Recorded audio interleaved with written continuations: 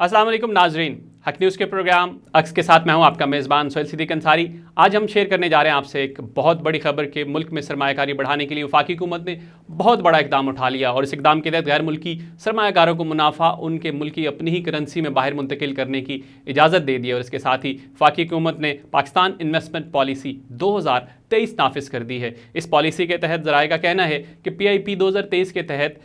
6 सनतों के अलावा तमाम शोबों के अंदर गैर मुल्की सरमायाकारी कर सकेंगे और उसके अंदर वो मुनाफा जो भी मुनाफा वो गेन करेंगे वो मुनाफा जो है वो अपनी ही करेंसी के अंदर बैनुल मुल्क मुंतकिल कर सकेंगे। वर्ल्ड बैंक और दीगर वफाकी और सूबाई महकमों और शोबों की मुशावरत के बाद इस पॉलिसी का नफाज किया गया है और इस पॉलिसी के साथ ही हम ये उम्मीद कर सकते हैं कि मुल्क के अंदर जो एक डेडलॉक पैदा हुआ था स्पेशली इकनॉमिक एंड पे मुआशी हिसाब से वो कुछ बेहतर होता यकीनी तौर पे नज़र आएगा। ये एक बहुत बड़ा स्टेप है मौजूदा हुकूमत का। और दूसरी जो इसके अंदर एक और काबिल ज़िक्र बात है, हुकूमत ने कम से कम इक्विटी की शरह को ख़त्म कर दिया है और हुकूमत गैर मुल्की सरमायाकारों को खुसूसी तहफ़्फ़ुज़ देगी और इस चीज़ की श्योरिटी भी इस चीज़ का रास्ता हमवार करती है कि वो ज़्यादा से ज़्यादा सरमाया जो है वो पाकिस्तान लाएं और पाकिस्तान ज़्यादा से ज़्यादा सरमाया जब आएगा तो ऑटोमेटिक इंपोर्ट एक्सपोर्ट का जो बैलेंस है वो मेंटेन होगा। और जनरली पिछले कुछ अर्से जो कार्टिलाइजेशन हो रही थी ओवरऑल डॉलर के हवाले से सिंगली आप एक ही करेंसी के ऊपर रिलाई कर रहे थे,